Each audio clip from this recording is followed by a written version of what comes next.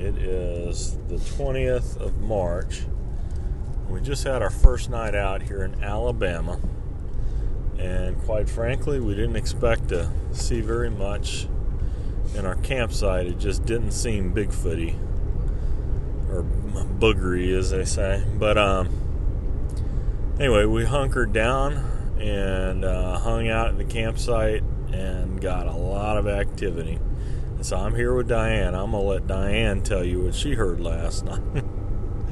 Okay, Diane, tell me what you heard last night after we heard a lot of movement last night, didn't we? I heard Alex snoring. That's what I heard last night. I had to fend for myself. But you felt assured that you were protected and secure, right? No. Okay. So tell them what you heard. 4:30 in the morning, heard boulders being pushed into the river that we were camping next to. And then I heard swimming. I heard the sound of something getting in the water and swimming around. It seemed like for the longest time, I had my slippers on. I was in my sleeping bag, and I just tried to be very quiet.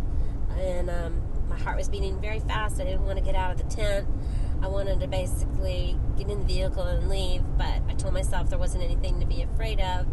And so I started singing and got dressed and went out, and nothing. And then I heard something that sounded like it was getting out of the water, and I ran to get Alex, but he was no help because he was snoring. And then so I went back to my tent. Now you need to back up. We'd been hearing these guys get in the water all night. We'd heard them we were camped next to a river, and across the way there was this very thickly wooded area with a hill, and then behind that was hundreds of acres of private land, prairie bottoms or whatever. And we had been hearing howling, good sass howls, and just all night before that. And then we'd been hearing the movement in there, and then that water movement, like they were getting in the water. And I thought I heard one cross at one time, and I forgot what else I was going to add to that. Oh, the rocks that you mentioned.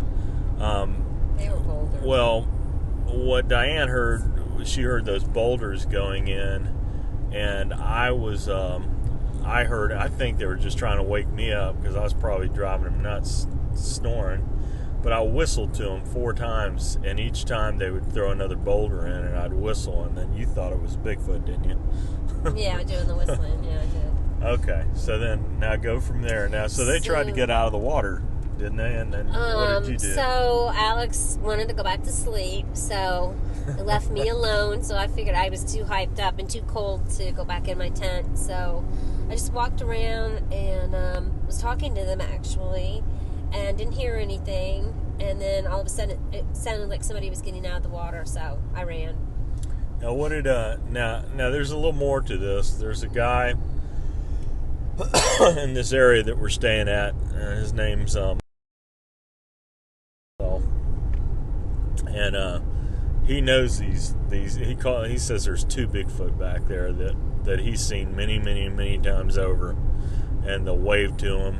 The male will wave to him from behind a tree. Occasionally he'll come out. He'll just kind of put his arm halfway up and wave when Mike waves. So these are 2 that they're accustomed to being out there and seeing people, and so this wasn't our imagination. And even when we were out there, he even had activity going while he was there, just to get his attention. I think they even threw a rock in, didn't they, while we were out there? Mm-hmm. So anyway, kind of a very unique area, and I don't know. We're having fun. We'll see a lot of howling, good sass howling. I mean, definitive sass howling.